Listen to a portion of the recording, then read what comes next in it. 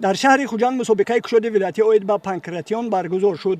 رهبریت ریاست کار با جوانان و ورزش ولایت سوخت، فدراسیون پانکراتیون ولایت سوخت و مسئولین ساحه ورزش در مراسم کشاده شوی مسابقه از توجه و دستگیری‌های رهبریت عالی کشور نسبت رشد و عمومیت ورزش یادآور شده ذکر نمودند که پانکراتیون در برابر دیگر نمودهای ورزش سال در تاجیکستان رشد یافته ایستاده است. پانکراتیون یکی از نمودهای المپی ورزش بوده از محاربات آمیخته با بیش فعالیتی ورزشکاران فرق میکند. یعنی در این نمود کم فعالیتی ورزشکار باعث گرفتن آگاهی شده و باخت او سبب می شود.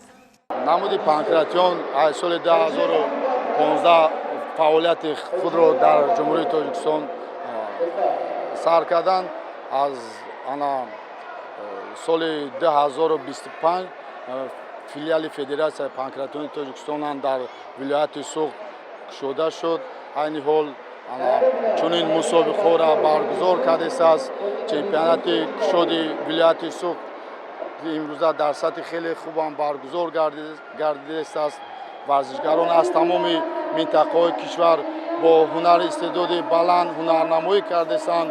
امیدوار هستیم که از بین اشتراکچیان این چمپیونات در ورزشکاران کسبی به کمال رسیده در آینده معرفیگر دولت ملت خواهند شد. در این چهاربینی ورزشی بیش از 600 نفر ورزشکار از همه منطقه‌های کشور اشتراک و مهارت سنجی کردند. این چهاربینی ورزشی با تشبث فدراسیون پانکراتیون ولایت سوخت با مقصد رشد این نمود جلب کودکان و نورسان و جوانان و این نمود ورزش راه اندازی کرده شد. این سال دوم است که مسابقه پانکراتیون تشکیل میکنیم و در این مسابقه من دیده استادم که روز از روز ورزشکاران زیاد شده ایستاده است. سال اول وقتی که ما مسابقه تشکیل کردیم یک جای محاربه داشتیم، از 3 جای محاربه داریم و در هر 3 محاربه در هر 3 جای محاربه ورزشکاران با شوق و رغبت و با توانایی محاربه کرده ایستادند.